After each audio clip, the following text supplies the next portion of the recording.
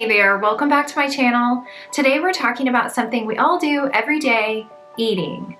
But instead of mindlessly shoveling food into our mouths, we're going to talk about how to stay present and connected with our food through mindful eating.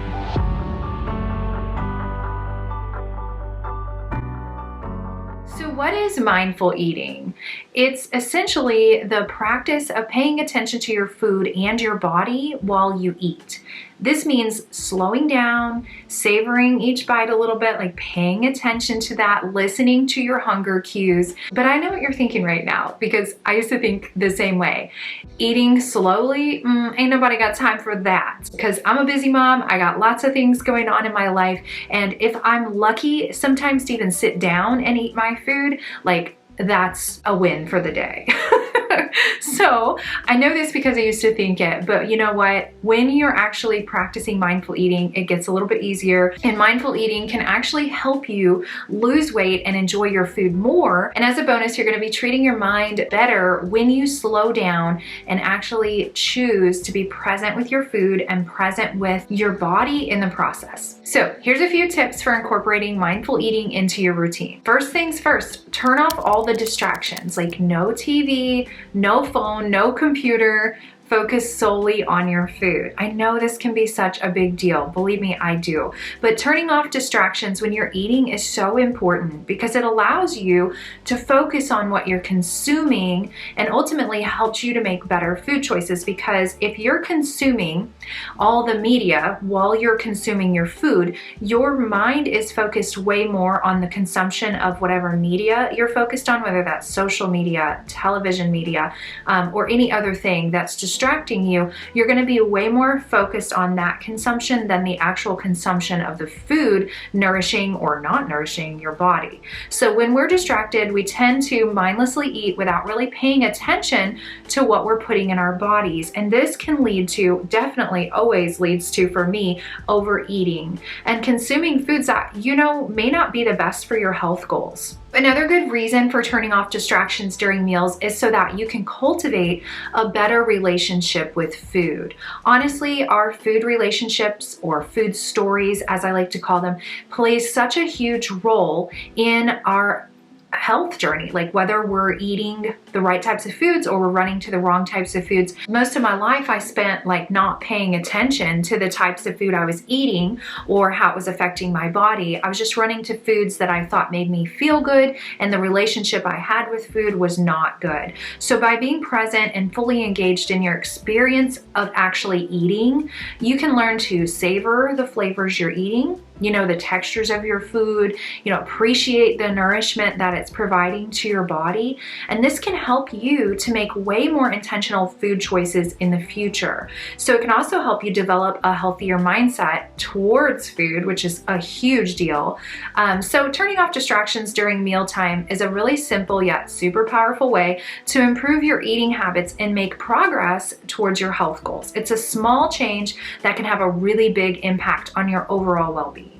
So another really great way to practice mindful eating is using all your senses, your smell, like paying attention to the taste, really paying attention to the texture of your food, looking at the color of your food. And if you're distracted, you're not paying attention to any of those things. So when you are not distracted by anything else and you're fully present with you and your food, or your people you're with and your food and yourself, you can take in every aspect of your food. So you can make eating an actual experience and something we need to fuel our body versus just mindlessly cramming food in because that's just what we're used to doing. So you can use all your senses to truly savor your food, like take in the aroma, notice those colors, and feel the textures even. It's like a party in your mouth. It can be just like, oh, I love this so much if you're paying attention. So let's slow down, really enjoy our meals, because honestly, life is way too short to inhale our food.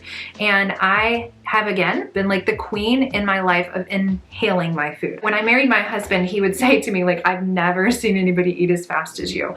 And honestly, it's because I was used to having to hurry up. I had the food story, you know, that I had to rewrite.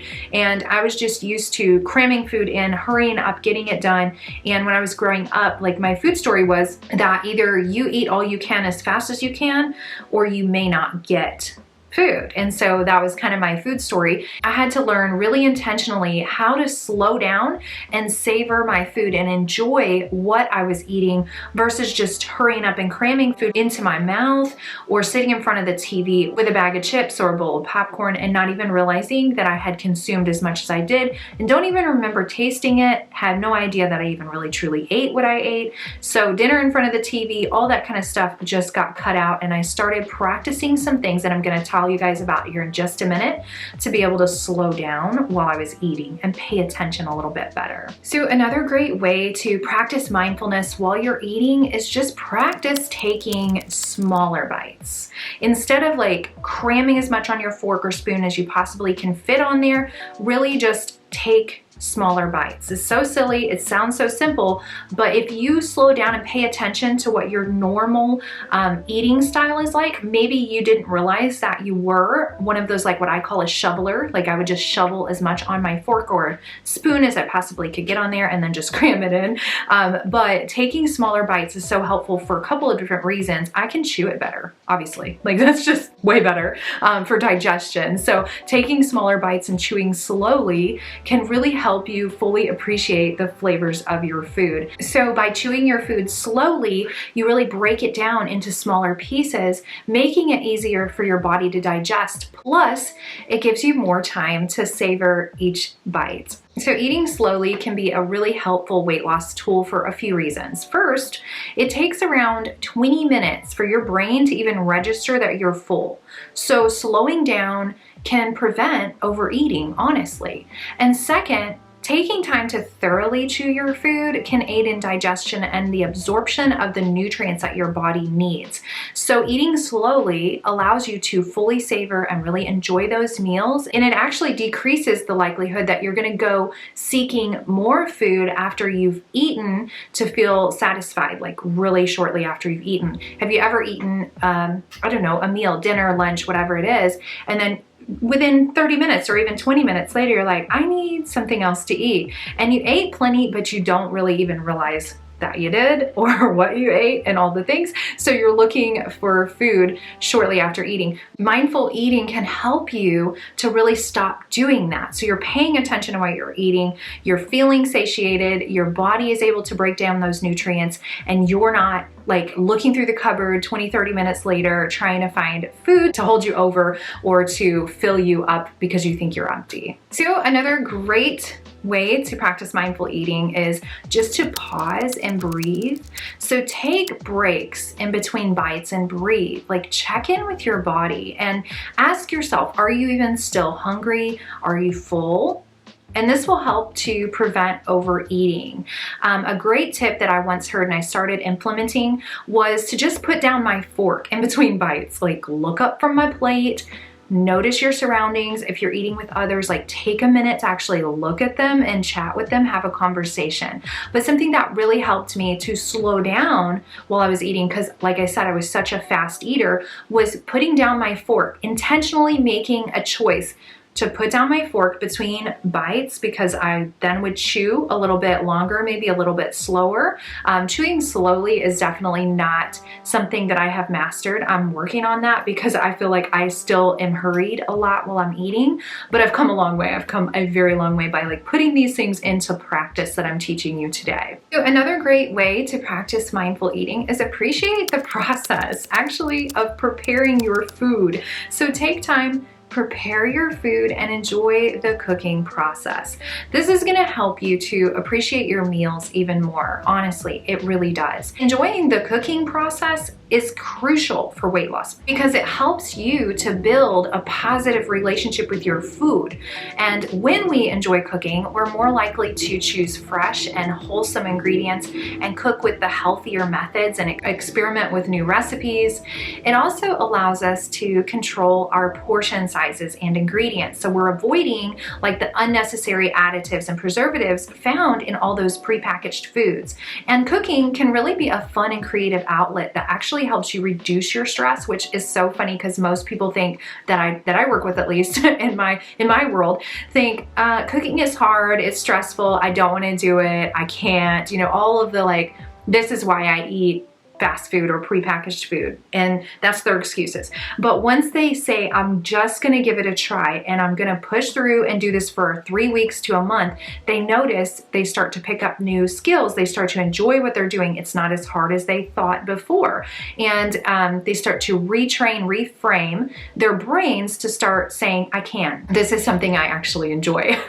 So it could be a really great way for you to reduce stress, and it just improves your overall well-being. So take time to savor the cooking process and experiment with new flavors. I've loved doing this in my health and wellness journey. I've just really decided to embrace this journey towards a healthier me by doing new things and trying things that I would not have necessarily thought I would like before. You know, our brain also responds differently to cooking a meal compared to like grabbing takeout, because cooking involves more senses and it engages us in the actual process of our food, like of our eating. And when we cook, we use the sense of sight, smell, touch, taste, which activates the pleasure centers of our brain. It's awesome. So the sensory experience can also reduce the stress and promote mindfulness, which leads you to a more positive relationship with food.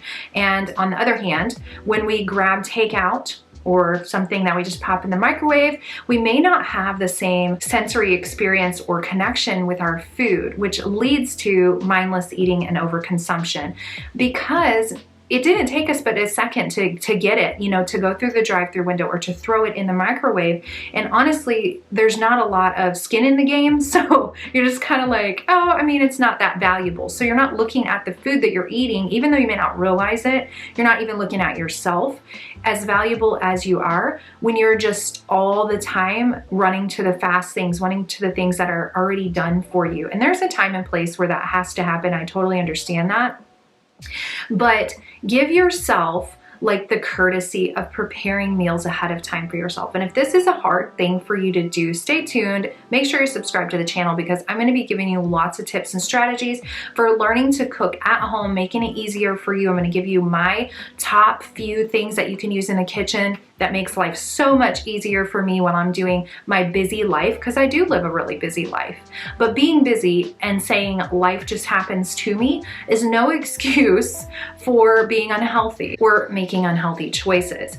And so if you just come to this realization that no matter what, life is going to happen to you because you're living. As long as you're alive, life is going to happen to you. So just be okay with that, and then learn to find ways that you can live around your life, right, in a healthy way, and say, okay, since I know things are going to always come up, I know I'm going to be busy, I know life is going to throw curveballs at me, like come to the like the understanding that that is just part of living, and you're not going to get to a place in life where life no longer happens to you. And that's just one of the biggest things I hear, and I thought to myself for a long time as well with weight loss mindset issues, is that we think we can't do a certain thing, like slow down and savor our food and pay attention and cook our food and breathe, take breaths, like not be distracted. We don't think we can do these things, but when we actually start practicing them, realize they're not hard at all. We just had a limiting mindset or a limiting belief about the actual practice of what we're trying to do, or we think is maybe impossible. But when you reframe that thought and you decide, I'm just gonna come to like this conclusion that this is what it is, and I'm gonna move forward through that, it helps you so much to get to the other side and make that your new norm. So there's definitely a time and place for the fast things, right? But you can cook extra when you're cooking and then have leftovers for the next day. So one of the things I love to do is I cook dinner for my family most every night. Like there's very rarely a night that I don't cook or have something prepared already that I did cook at one point. point to thaw out or whatever it is. So I like to cook extra when I cook so that I either have lunch leftovers for the next day, or I can have enough to freeze for a meal when it is the crazy busy night where maybe we're going to church and we don't have time, or my husband's not going to be able to eat if I don't have something thawed out for him because I don't want him to have to eat fast food or something on the way home, or peanut butter and jelly, I don't know. But I try really hard to make sure that my family has really good, nourishing food for them, and this is just an easy way to do it. And I used to kind of think, it's impossible. I'm too busy. This is never going to work. Like I just kind of thought that way. But to be honest, it is possible, it does work, and it's really not that much work, so you can do it. So doing all of these things is gonna help you with your weight loss. It's gonna help you improve your overall relationship with food. Just start practicing them. So now I know what you're thinking, Catherine, what if I don't like the food? How am I supposed to savor foods that I don't like? Because eating healthy doesn't taste as good as eating out. I get it, totally get it, if that's not what you're used to. But I want to challenge you. See if you can find at least one thing that you like about the food. Maybe it's the texture or the color, or maybe it's just that you're appreciating the effort that somebody put into making it for you. So there you have it, folks. Mindful eating in a nutshell. And it may take a little practice, but it's totally worth it. And not only does it help you enjoy your food more, but it's gonna also lead to a healthier relationship with food. And as always, if you wanna learn more about developing a positive mindset towards weight loss, be sure to check out my free Facebook group in the description. It's called Drop the Weight. And don't forget to hit that like and subscribe button for more weight loss mindset shifts to help you lose weight and keep it off. Thanks so much for watching.